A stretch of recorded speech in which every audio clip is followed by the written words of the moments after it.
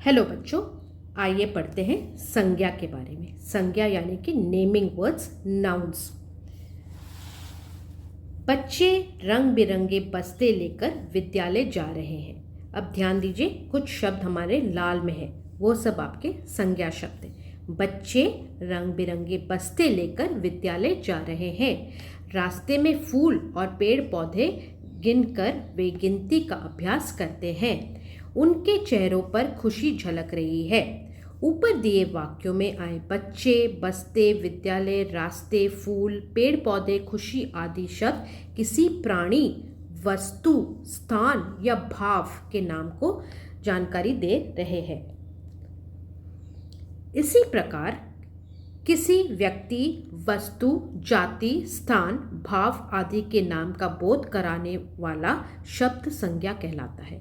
आपको इस डेफिनेशन को याद करना है, संज्ञा किसे कहते हैं। अब ध्यान दीजिए, संज्ञा कितने प्रकार के होते हैं? संज्ञा 3 प्रकार के होते हैं: व्यक्तिवाचक, जातिवाचक और भाववाचक। पहला पढ़ेंगे व्यक्तिवाचक संज्ञा। जो शब्द किसी विशेष व्यक्ति, स्थान अथवा वस्तु की जानकारी दे, वे व्यक्तिवाचक संज्ञाएं हैं। जैसे जबलपुर, ताजमहल, यमुना, रामायण, मध्य प्रदेश, हिमालय, कनिका, लाल किला, राहुल आदि शब्द किसी भी स्थान, प्लेस या व्यक्ति, पर्सन, विशेष की ओर संकेत करते हैं। तो जो शब्द किसी विशेष, पर्टिकुलर व्यक्ति, पर्सन, स्थान, प्लेस अथवा वस्तु, थिंग की जानकारी दे, वे व्यक्तिवाचक संज्ञाएं हैं। व्यक्तिवाचक मीन्स पर्टिकुलर पर्सन, प्लेस और थिंग। व्यक्ति, स्थान या वस्तु, वो आते हैं व्यक्तिवाचक में। अब देखें, अनामिका को बुलाओ कहने पर अनामिका ही आएगी, तुहिना तो नहीं आएगी ना। आप यहाँ पिक्चर में देखिए, अनामिका, तुहिना, अंकुर, ये 3 व्यक्तियाँ हैं, है ना। तो ये व्यक्तिवाचक संज्ञाएं हैं। लेकिन जब हम अनामिका को बुलाएंगे तो क्या तुहिना आएगी या अंकुर आएगा? नहीं। तो कोई विशेष व्यक्ति, जैसे हम यहाँ पर अनामिका, विशेष कर हम अनामिका को ही बुला रहे, तो अनामिका ही आएगी। तो इस कारण से लड़की विशेष का नाम होने के कारण यह व्यक्तिवाचक संज्ञा है। चंद्रमा, सूर्य, पृथ्वी आदि व्यक्तिवाचक संज्ञा ही मानी जाती है। ये ध्यान देंगे कि आप चंद्रमा, सूर्य, पृथ्वी, ठीक है, दीज आर ऑल व्यक्तिवाचक संज्ञाएं। ये आपको ध्यान में रखना है। जातिवाचक संज्ञा क्या है? जो शब्द एक ही प्रकार के सभी प्राणियों, वस्तुओं के समूह की जानकारी दे, वे जातिवाचक संज्ञा होते हैं। जैसे लड़का, मैदान, फूल, कमरा, गाय, पर्वत, नदी, शहर, स्त्री, पेड़, पशु आदि। अब इसको ध्यान से समझते हैं। अब देखें, यहाँ पर कहा जाए कि सेब लाओ, तो इतने सारे सेबों में से कोई भी एक सेब लाया जाएगा, न कि कोई विशेष सेब। There are so many apples here. उसमें से अगर हमने बोला सेब लाओ, तो एक कोई भी आप एक सेब ला सकते हैं। अब आपको तो ये नहीं बोला गया कि एक पर्टिकुलर विशेष सेब लाओ, ठीक है। तो इसे हम बोलते हैं जातिवाचक, क्योंकि ये सारे जो सेब हैं वो आपके समूह सेब के नीचे आते हैं। तो यहाँ से हमें क्या पता चल रहा है कि उपयुक्त उदाहरण से स्पष्ट हो गया कि फल जैसे आम, केले, संतरे आदि विशेष फल का नाम होते हैं, हुए भी वो जातिवाचक संज्ञा है, क्योंकि ये जो सारे फल है, वो फलों के नाम जो है वो आपका जाति फल के नीचे आते हैं, ठीक है। वैसे ही भाववाचक संज्ञा के बारे में पढ़ेंगे। जो शब्द किसी वस्तु या व्यक्ति के गुण, दोष, भाव, दशा, अवस्था, स्वभाव आदि को प्रकट करे, वे भाववाचक संज्ञा है। ध्यान देंगे, किसी भी वस्तु या व्यक्ति, इनका क्या गुण, दोष, भाव, दशा, अवस्था, स्वभाव, ये सब आपको याद करने हैं। किसके? किसी भी वस्तु या व्यक्ति के। ये सब चीज़ें अगर आदि को प्रकट करें, वे भाववाचक संज्ञाएं हैं। इसको आपको याद करना है। जिस शब्द का ध्यान करने पर उसका स्थूल रूप सामने आए, वह जातिवाचक और सूक्ष्म रूप का एहसास हो तो भाववाचक संज्ञा होती है। जैसे कुर्सी कहते ही कुर्सी का चित्र सामने आता है, जबकि हंसी कहने पर हंसी खुशी का अनुभव होता है। ठीक है, तो इन दोनों में आपको समझ में आ रहा है क्या डिफरेंस है?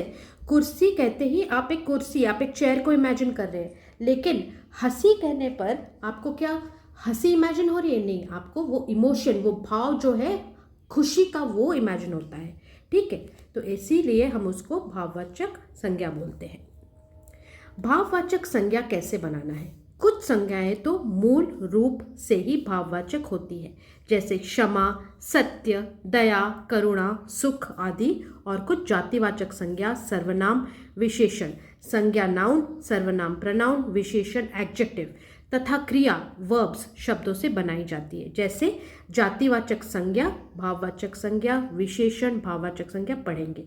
जैसे जातिवाचक संज्ञा लड़का से बना लड़कपन, ये बन गया जातिवाचक संज्ञा लड़कपन। बच्चा बचपन, मनुष्य मनुष्यता, मित्र मित्रता।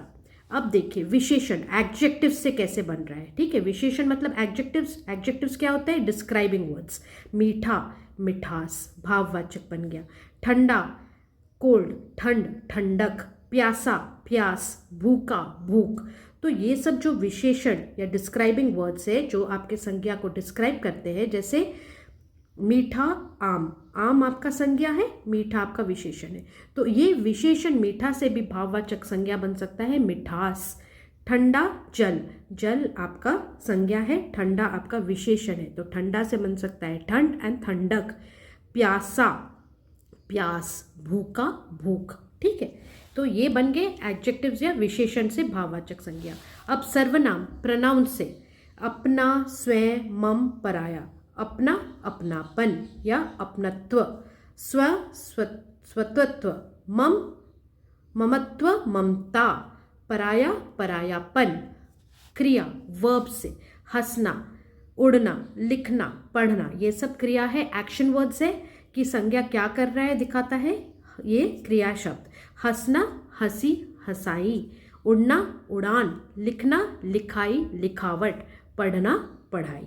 ठीक है, तो इस तरह हमने इस चैप्टर में संज्ञा का क्या है पढ़ा और संज्ञा के कितने भेद है उसके बारे में पढ़े। संज्ञा के कितने भेद है? व्यक्तिवाचक, जातिवाचक और भाववाचक।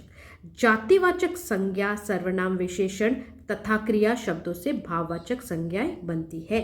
ये आपको ध्यान में रखना है, ये बहुत इंपॉर्टेंट है। ठीक है, जातिवाचक संज्ञा सर्वनाम, विशेषण तथा क्रिया शब्दों से भाववाचक संज्ञा बनाती है, जो हमने ऊपर यहाँ पर पढ़ा।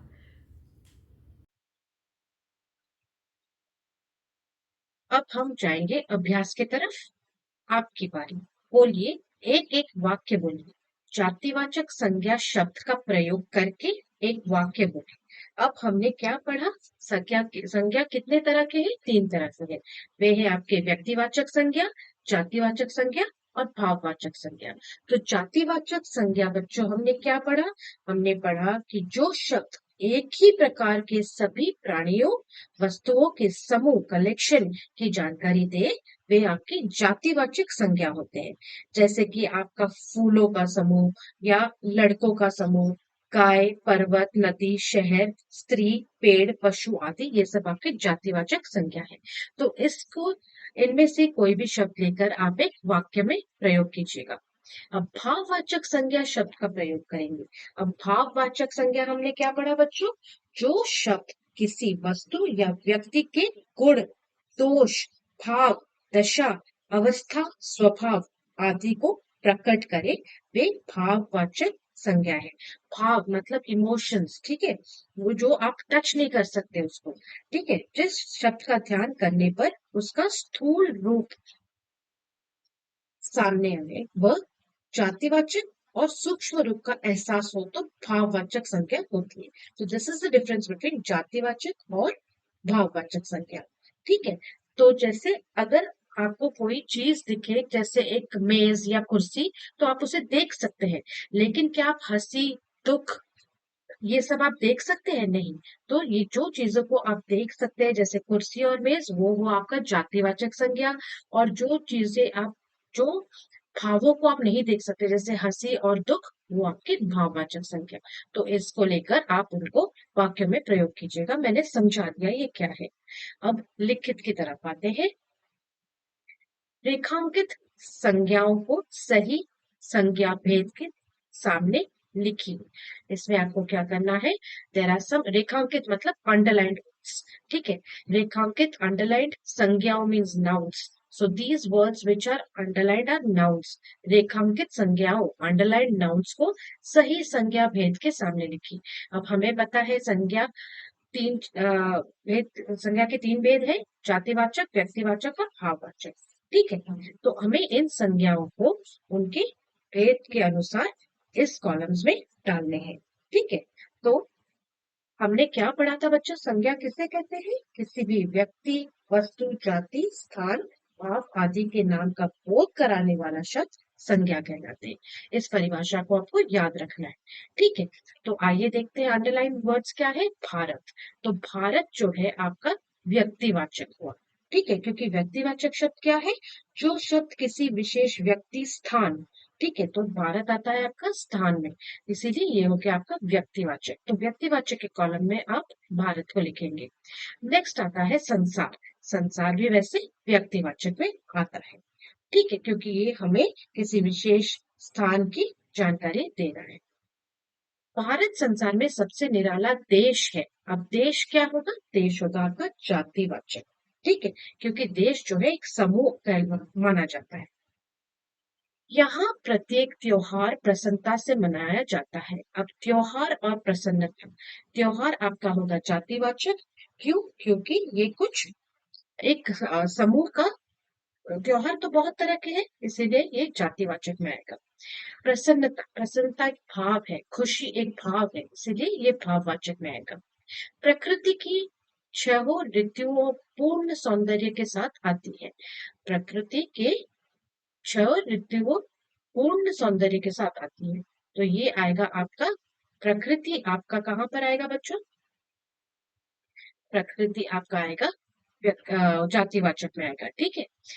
अब ऋतुएं कहाँ पर आएगा, ऋतुएं भी आएगा आपका जातिवाचक में, क्योंकि हमारे ऋतु जो है बहुत तरह के हैं, ठीक है।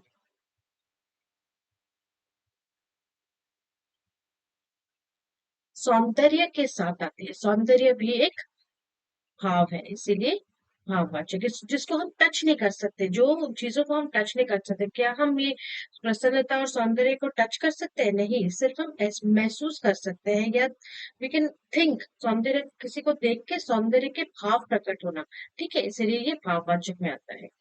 अब वसंत में होली की त्योहार मनोरंजन, भाईचारा तथा समता के भावों का फैलाने वाला है, ठीक है। तो ये आएगा आपका वसंत, कहाँ पे आएगा, व्यक्तिवाचक, ठीक है। होली कहाँ पर आएगा, होली आपका आएगा जातिवाचक में।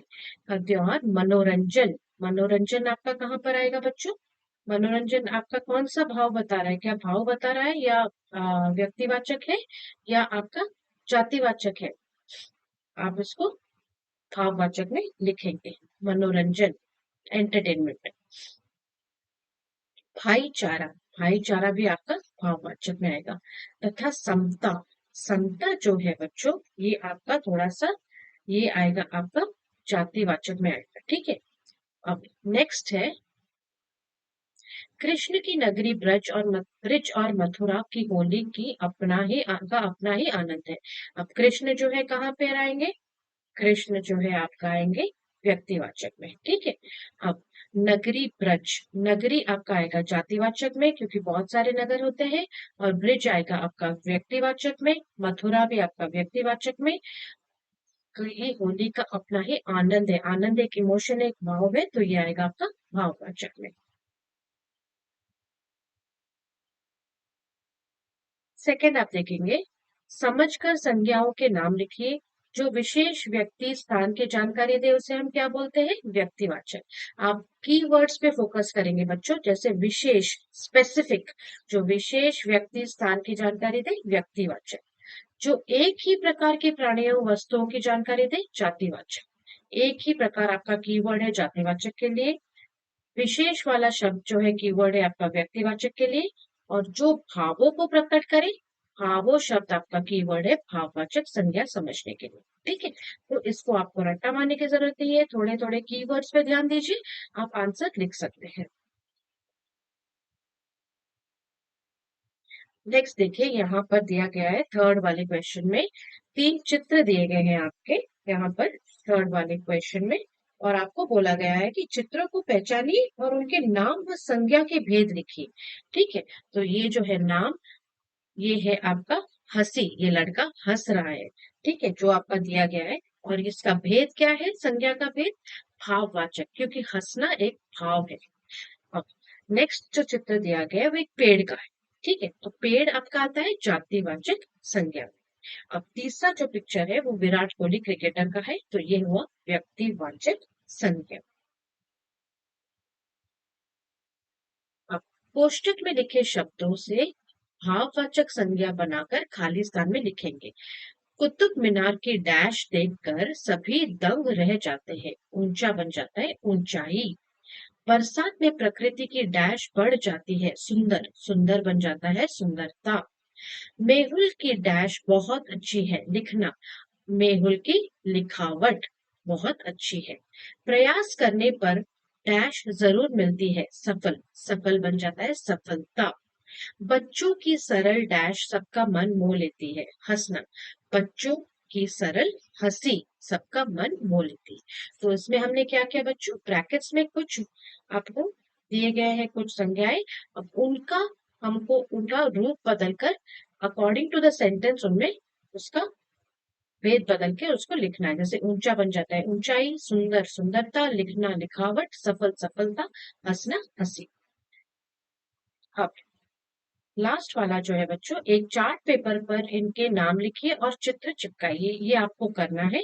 मैंने आपको यहाँ उनके फोटोग्राफ्स दे दिए हैं, आप ऐसे भी बना सकते हैं या फिर अपने खुद से भी बना सकते हैं।